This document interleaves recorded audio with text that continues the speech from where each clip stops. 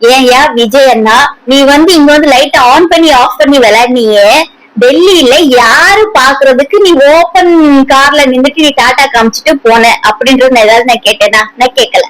ரெண்டாவது இங்க வந்த உடனே ஃபுல் கிளாஸ க்ளோஸ் பண்ணி ஸ்டேஜ் போட்டு அந்த ஸ்டேஜுக்கு மேல அந்த யம வாகனத்தை கொண்டு வந்து நிக்க வச்சு அதுக்கப்புறத்துக்குள்ள இந்த வெளியே அண்ணன் எட்டி பாப்பாரு.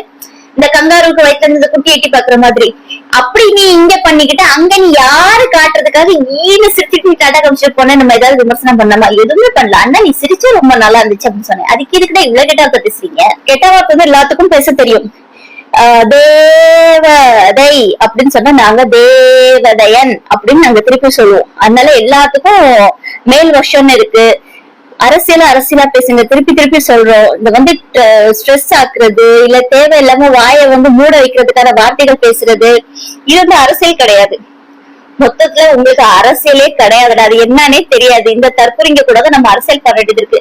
உங்களால என்ன சொல்றதுன்னு தெரியல. புதுசாக ஒரு வார்த்தையை கண்டுபிடிக்கணும். தற்கொலை நாய்ங்களா, தற்கொலை நாய்ங்களா, தற்கொலை நாய்ங்களா.